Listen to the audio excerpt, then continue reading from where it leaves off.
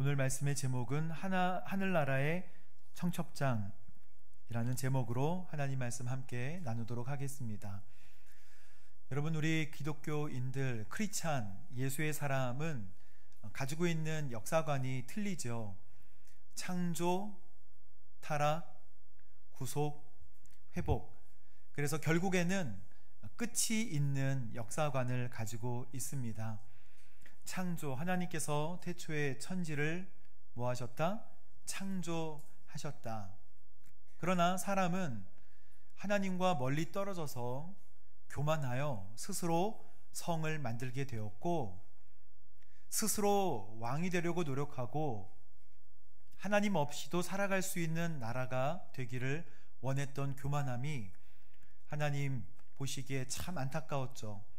그래서 왕정기가 시작됐고, 그 왕정기가 북이스라엘과 남유다로 나뉘게 되었다가 결국 큰 아수르와 바벨론을 통해서 멸망하는 역사를, 성경의 역사로 우리는 보게 됩니다.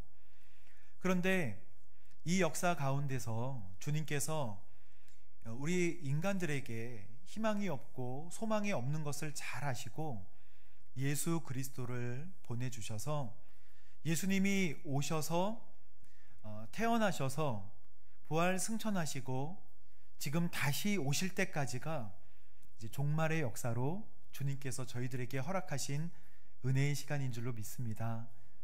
사랑하는 성도 여러분, 예수님께서 오늘 우리에게 말씀하신 이 요한계시록 19장 말씀은 어린 양의 혼인잔치입니다. 예수님이 우리와 결혼을 하시고 다시 오겠다는 말씀을 우리에게 허락하여 주십니다.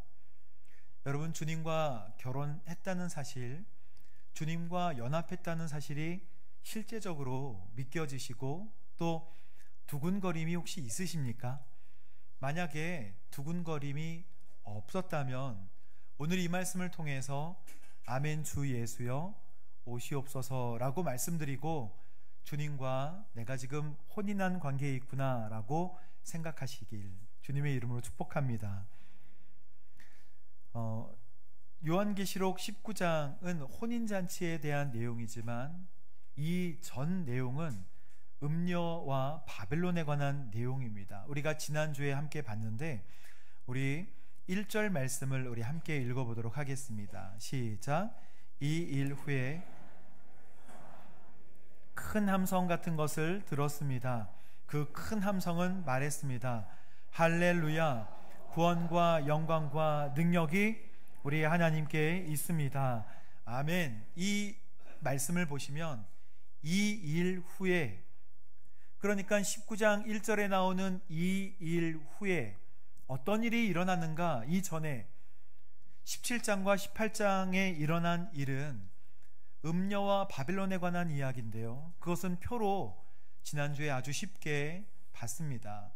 요한계시록에 나오는 용, 사탄, 마귀 또는 옛뱀, 옛날 뱀, 이런 모든 것들은 사탄을 뜻하는 것인데, 이 사탄이 첫째 짐승과 둘째 짐승을 이용한다는 것이죠.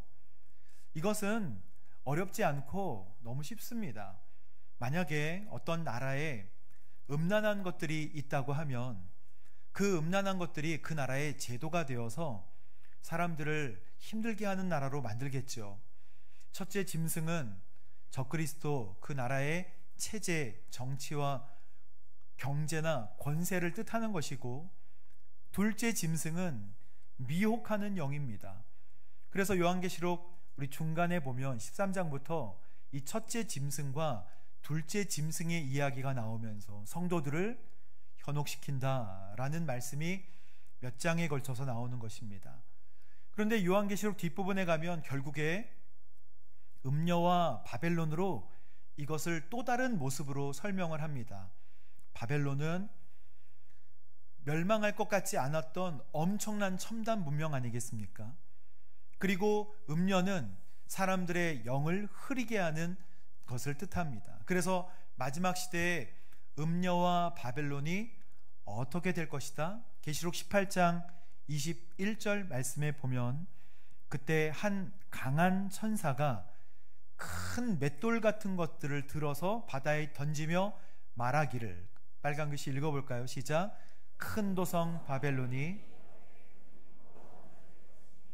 결코 다시는 찾을 수 없게 될 것이다. 아멘. 하나님의 결정적인 심판, 그 바벨론과 음녀는 결국에는 어떻게 된다? 멸망당하게 된다. 큰 힘으로 던져지게 될 것이니 결코 그 흔적을 찾아볼 수 없도록 심판당할 것이다 라는 말씀입니다. 오늘 이 말씀을 하면서 할렐루야, 하늘의 큰 무리들이 하나님을 찬양합니다. 오늘 말씀을 읽으면서 저는 하나님 앞에, 하나님, 셀 수 없는 큰 무리가 할렐루야, 구원과 영광과 능력이 우리 하나님께 있습니다 라고 할 때 이 모습은 엄청난 모습이거든요. 4절에 보면 24장로와 네 생물이 보좌에 앉으신 하나님께 엎드려 외치기를 아멘, 할렐루야 이렇게 환합하거든요. 그런데 여러분 아시듯이 24장로는 12사도와 12지파, 그러니까 이 온 교회를 뜻하는 것이고, 네 생물은 그 보좌 동서남북으로 있는 네 생물은 그 생물의 얼굴이 사자, 소, 사람, 독수리의 얼굴 아니겠습니까? 그래서 모든 가축의 대표, 모든 날짐승의 대표, 모든 사람의 대표, 이렇게 다 대표성을 띠는 모든 피조물과 창조물을 뜻하는 것이거든요. 모든 창조물과 피조물, 그리고 모든 성도들이 아멘, 할렐루야 하는 모습을 한번 상상해 보십시오. 저는 하나님께, 하나님, 저에게는 왜 이게 실제적으로 잘 느껴지지 않을까요? 라고 기도하게 했어요. 이 엄청난 모습이 저에게 감동으로 느껴지고 곧 내가 있을 자리인데, 하나님, 나는 정말 이것을 마음으로 깊이 체험하고 기대하고 있나요? 라고 하나님께 말씀드렸습니다. 사랑하는 성도 여러분, 할렐루야는, 할렐이라고 하는 것은 찬양하다라는 뜻이잖아요. 그리고 야는 야베, 여호와의 약자입니다. 그래서 할렐루야 하면 하나님을 찬양하라 라고 하는 말의 뜻인데, 요한계시록에만 나옵니다. 구약의 시편에 나오고 신약에는 할렐루야라는 말이 한 번도 나오지 않다가 요한계시록 19장에 4번이나 할렐루야가 나오는 것이죠. 하나님의 심판, 하나님의 구원, 하나님의 통치에 대한 전적인 찬양과 영광을 올려드리는 이 천상의 화답과 예배를 여러분의 화답과 예배로 가져가시게 되기를 바랍니다. 주님께서 주시는 말씀은 이거예요. 그리고 5절 말씀을 우리 함께 읽어보도록 하겠습니다. 시작.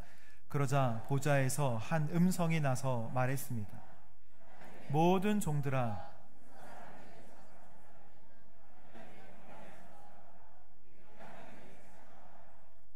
큰 사람이든 작은 사람이든 하나님을 경외하는 모든 사람들아, 우리 하나님을 찬양하라. 하나님, 저는 이 말씀을 정말로 진심으로 고백하고 싶습니다 라고 기도했는데, 사랑하는 성도 여러분도 이렇게 고백하시게 되기를 주님의 이름으로 축복합니다. 우리의 찬양과 기도는 앞으로 평생 영원토록 해야 하는 것의 연습이거든요. 영원토록 주님을 경배하고 예배하는 것의 짧은 100년을 우리는 예배하는 삶으로 살아가게 되는 것입니다. 그래서 아까 찬양했듯이 찬양받기에 합당하신 우리 하나님, 언제나 동일하신 하나님, 무릎 꿇고서 주님을 경배하고 예배합니다 라고 하는 이 예배, 내가 예배의 서비스를 받는 게 아니라 하나님이 영광 받으실 수 있도록 여러분 하나님께 영광을 올려드리십시오. 그러면 영적인 원리는 하나님께 우리의 마음과 생각으로 영광을 올려드리면 그 영광이 나에게 보이기 시작하고 내 삶의 자리에 임재한다는 것입니다. 하나님의 영광을 보고 체험한 사람들의 삶은 감격스러워요. 주님의 영광을 그 임재를 본 사람들은 감격스럽습니다. 엎드려 기도할 때마다 하나님의 영광의 그 빛이 비춰지는 것을 여러분 경험하게 되기를 주님의 이름으로 축복합니다. 6절에 보면 할렐루야, 전능하신 우리 주 하나님이 다스리신다 라고 말씀하고 있죠. 그런데 이것을 많은 무리의 소리 같고 콸콸 쏟아지는 물소리 같고 천둥 소리 같은 것을 들었다는 거예요. 할렐루야, 전능하신 우리 주 하나님이 다스리신다 라고 할 때 쏟아지는 물처럼, 여러분 수도꼭지 튼 게 아니고요, 쏟아지는 폭포의 물처럼 많은 물소리라는 여러분 찬양집이 혹시 기억나십니까?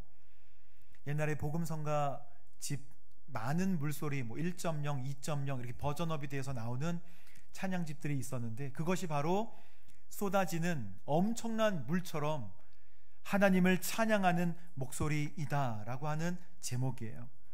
그런데 할렐루야, 전능하신 우리 주 하나님이 다스리신다 라고 하는 이 구절에 감동이 되어서 1741년에 핸델이 메시아라는 곡을, 오라토리오를 24일 만에 작곡합니다. 핸델은 이 곡을 완성하고 너무너무 감동해가지고 무릎을 꿇고 눈물을 흘리면서 이렇게 고백했다고 해요. 나는 하늘을 보았다.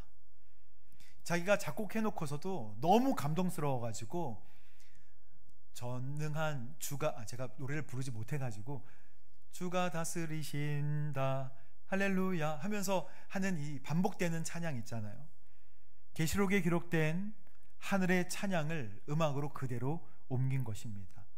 그래서 이 할렐루야 코러스는 전통적으로 연주될 때 청중들이 다 기립을 한다고 해요. 너무 감동스러워서 기립. 만약에 여러분이 음악회에 가셔서 이 할렐루야를 들으실 때 이 후렴 부분이 나오면 기립하십시오. 혹시 아무도 기립하지 않으면 혼자 기립했다가 일어서라고.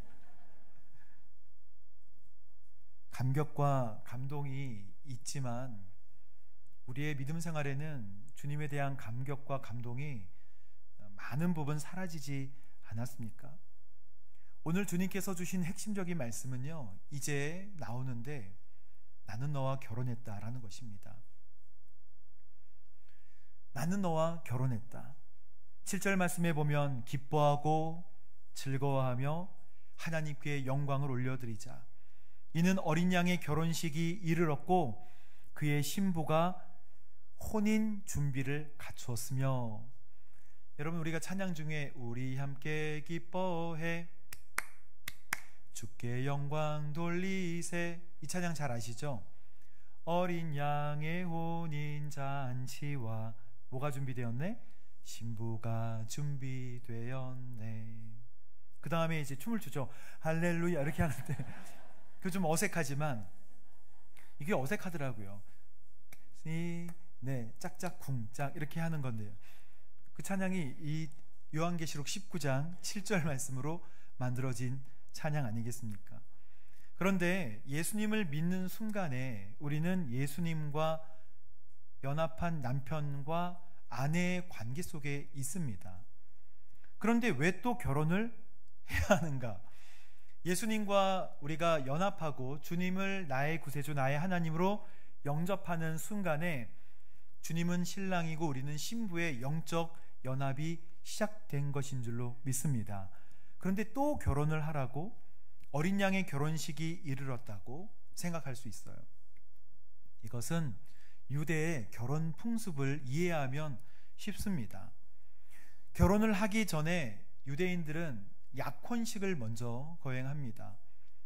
약혼을 먼저 하는 것이죠. 그리고 약혼하고 결혼하기까지가 1년 정도가 걸립니다. 약혼 기간, 그리고 신랑이 신부를 떠납니다. 왜 떠나는지, 안 떠나면 좋겠는데 떠나는 거예요. 뭐 때문에? 집을 준비하기 위해서. 저는 생각했어요. 집을 미리 준비하고 대시를 해야지 그렇게 놔두면 되나? 여러분, 요셉이 결혼할 때 이혼할 마음을 먹었던 것도 법적으로 결혼이었기 때문이에요. 그러니까 약혼도 결혼입니다. 법적으로 부부예요. 그래서 약혼의 일부로서 신랑은 신부 가족에게 몸값을 지불하기도 하고 법적으로 정식 부부가 되는 거예요. 저희는 지금 주님과 약혼한 상태고 법적으로 우리 주님과 부부관계에 있는 것입니다. 그리고 나서 밤에 예측할 수 없는 때에 신랑이 오게 되는 것이고, 잘 준비하고 있는 신부는 이제 신랑과 함께 결혼식을 올리면서 일주일 동안 결혼 잔치를 벌이는 것이죠. 여러분 한번 따라해 보십시오. 아, 약혼했었지? 주님과 약혼한 관계를 혹시 잊으셨다면, 아, 내가 주님과 약혼했지? 그러면 약혼한 신부는 1년 동안 몸과 마음을 정결하게 하고 신랑을 맞이할 준비를 하는 거예요. 예수님은 이 비유를 통하여서 우리에게 예수님과 우리와의 관계를 다시 한번 설명하십니다. 8절 말씀에 보면 이 신부가 준비해야 할 것들이 있는데, 바로 8절 말씀 읽어보겠습니다. 시작. 그녀는 허락받았기 때문이다. 이 고운 삼배는, 아멘. 삼배 옷은 신부가 마련한 것이 아니고요, 하나님께서 은혜로 입도록 해 주신 것입니다. 고운 삼배는 성도들의 의로운 행실들입니다. 이 의로운 행실은 구원을 받기 위한 행위가 아니고 이미 구원받은 자가 은혜에 응답하여 맺는 열매라는 거예요. 성도가 하나님의 은혜에 응답하여 살아낸 삶의 열매를 이것으로 표현하고 있는 것입니다. 우리는 스스로 옷을 준비할 수가 없어요. 하지만 하나님의 은혜에 응답하고자 하는 자에게 하나님은 그 옷을 입도록 허락해 주십니다. 마태복음 22장에 보면 예수님께서 이런 비유를 하세요. 하늘나라는 아들을 위해 결혼잔치를 베푸는 왕과 같다. 종들을 보내서 잔치에 초대할 사람들을 초대하는 것입니다. 초대했지만 그 말씀에 보면 초대에 응하지 않았다고 했어요. 왜 초대에 응하지 않았는가? 다시 종들을 보내서 황소도 있고 살찐 송아지도 있고 모든 것이 완벽하게 준비가 되어 있으니 와라 라고 얘기했는데, 초대장을, 청첩장을 보냈는데도 첫 번째, 들은 척도 안 했다는 것입니다. 알겠어요. 그리고 흘려버렸다는 거예요. 두 번째, 자기 밭으로 갔다는 거예요. 내가 지금 해야 할 일이 참 많은데 이게 인생에서 중요한 일입니다. 세 번째는 장사하러, 네 번째는 그 종들을 모욕하고 심지어는 죽였다는 거예요. 왕은, 예수님이 비유로 이걸 설명하신 것입니다. 왕은 군대를 보내 그 살인자들을 죽이고 도시를 불태웠다 라고 말씀하세요. 그런데 주님께서 또 새롭게 하시는 말씀이 있는데요, 그것은 종들에게 다시 명령하신다는 거예요. 너희는 길거리로 나가서 만나는 사람마다 잔치에 오라고 초대하라, 그것입니다.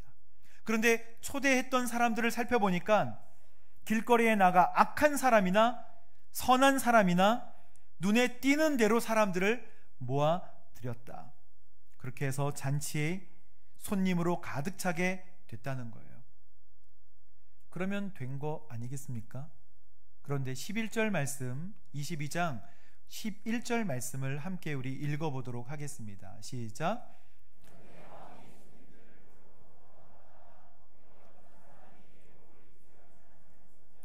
왕이 초대된 손님들을 보러 왔다가 거기 어떤 사람이 뭐를 입지 않은 것을 보고, 예복을 입지 않은 것을 보고 물었어요. 넌 왜 예복을 입지 않았는가? 라고 물었습니다.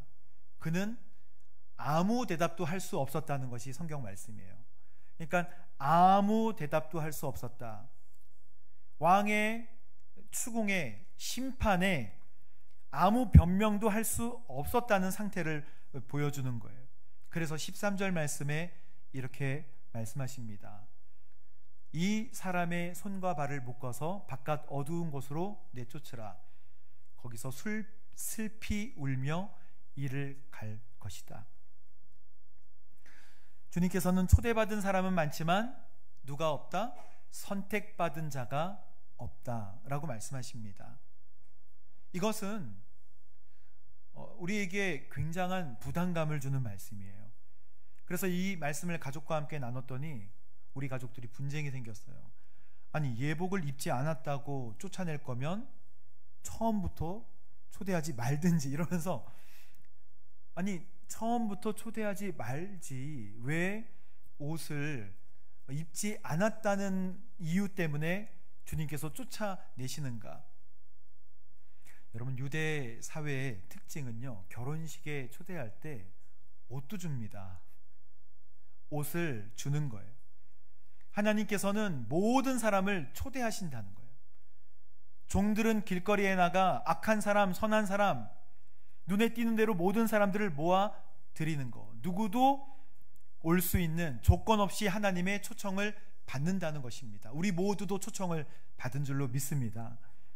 초청도 은혜라는 거예요. 그러나 초청에 어떻게 응답하느냐가 중요한 문제라는 것입니다. 초대받은 사람이 잔치에 들어왔지만 하나님의 방법대로 행하지 않고 자기 방식대로, 자기의 기준대로 참여했기 때문에 문제가 됐다는 거예요. 예복은 하나님께서 미리 준비해서 보내십니다. 그 예복을 거절한 것은요, 초청자가 아니라 수락자에게 있다는 거예요. 그 책임이. 유대 전통은 손님들에게 예복을 제공하죠. 예복을 입을 수 있지만 입지 않은 것입니다. 문제는 초청이 아니라 초대받은 사람의 태도와 행동이었다는 거예요. 초청받은 사람은 누구입니까? 이스라엘 민족 언약 백성들을 초대하신 거예요. 그런데 언약 백성은 이 마태복음 22장 전후로 읽어보면 자기의 포도원에 그 수확물들을 얻으려고 보냈는데, 심지어 아들까지 보냈는데 그 아들을 죽이고 그 포도원을 자기의 것으로 가졌다는 거예요. 그 말씀을 하시고 오늘 이 말씀을 또 하십니다. 그리고 바리새파 사람들은 예수님께 와서 성전세를 내는데 도대체 누구에게 내야 합니까? 예수님께서 가이사 얼굴이 그려져 있는 것은 가이사, 하나님의 것은 하나님께. 그러니까 약속의 백성들은 마음이 너무 강팍했던 거예요. 약속의 백성들은 예수 그리스도를 인정하지 않고 그 마음의 주인으로 모시지 않은 사람들이에요.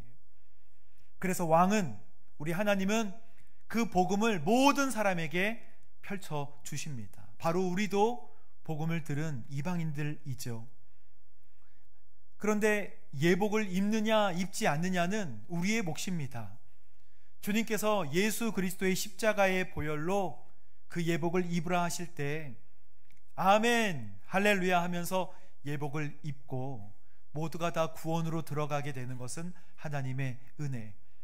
하지만 이 말씀에 따라서 예복을 입지 않고 하나님의 방식대로 하지 않은 사람들은 기록되어 있듯 슬피 울며 이를 갈미 있을 것이라 라고 말씀하십니다. 사랑하는 성도 여러분, 오늘 예수님께서 우리에게 청첩장을 보내시고 지금 곧 오시겠다고 말씀하여 주십니다. 그러면 나는 어린 양의 혼인잔치에 초대받은 사람으로 살아가고 있는가? 초대의 신부로서 응답할 수 있는 신부인가? 나는 이 세상에서 누리는 기쁨이 더 큰가? 아니면 영원히 주님께서 누리게 하시는 그 기쁨이 훨씬 더 큰가? 여러분, 이 세상에서 가장 큰 파티가 있다면 그것은 어린 양의 혼인잔치일 것입니다. 우리가 경험해 보지 못한 이 전 세계 우주에서 가장 크고 화려한 파티가 있다면 그것은 어린 양의 혼인잔치, 주님께서 우리를 초대하시는 앞으로 맞이하게 될 그 잔치일 것입니다. 사랑하는 성도 여러분, 이 잔치에 모두 다 초대받으신 줄로 믿습니다. 믿음으로 하늘의 청첩장을 받으셨지요. 당시에는요, 요한과 그 초대교회들은 극심한 핍박 중에 있었어요. 그래서 로마의 박해와 순교자들과 경제적인 고통을 누리는 사람들이 이 초대교회에 엄청나게 많았습니다. 이 혼인잔치라는 이 얘기는 우리한테는 사치스러워 보이지만, 혼인잔치 그 뷔페 음식 먹으면 되지, 맨 마지막에 수정과로 마무리해야지, 뭐 이런 식으로 우리는 생각하지만, 그 당시에는 사람들이 죽어나가고 고통받고 핍박 가운데 있었던 그 사람들에게, 카타콤 안에 모여가지고 어두운 가운데서 주님의 살과 피를 떼어가는 그 사람들에게 어린 양의 혼인잔치가 우리에게 있을 것이다. 주님은 우리가 살 곳을 예비해 놓고 계신다. 그러니 이 땅에서도 소망이 있겠지만 주님께서 주시는 영원한 소망을 기다리자라고 하면서 주님의 살을, 주님의 피를, 우리 주님을 깊이 기억하자라고 했던 그 당시의 내용을 생각해 보면 너무너무 은혜로운 말씀이죠. 마지막 우리 9절 말씀 함께 읽어보겠습니다. 그러자 천사가 내게 말했습니다. 너는 어린 양의 초대 복이 있다고 기록해라. 그는 나에게 말했습니다. 이것은 하나님의 참된 말씀들이다. 아멘. 기록하라는 것은요, 확실하게 공증하라는 뜻이에요.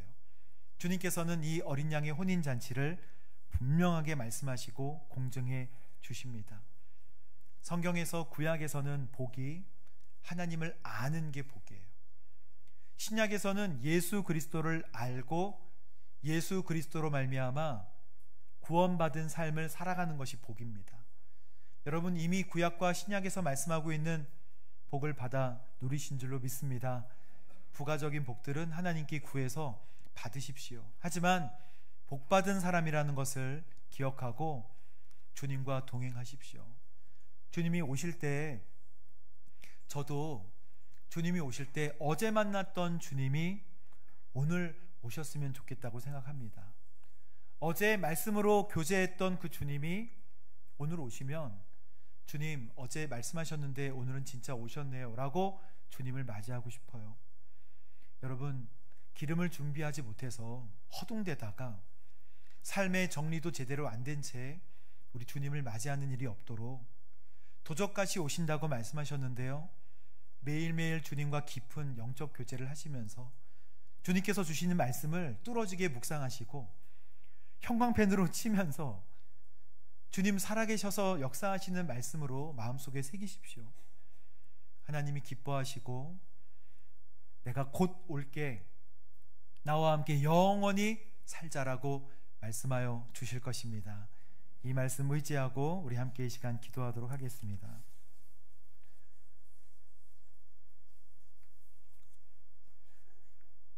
사랑하는 하나님, 감사합니다.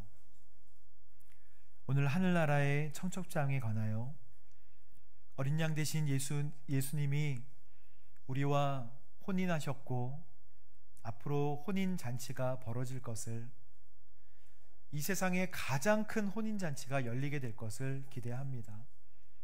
하나님, 이러한 소망이 우리 마음 가운데서 흐려지지 않도록 바벨론에서 주는 하나님 잠깐의 행복에 도취해 있지 않도록 영원히 허락하시는 하나님의 은혜 가운데 거하도록 주여 인도하여 주옵소서. 예수님의 이름으로 기도합니다. 아멘.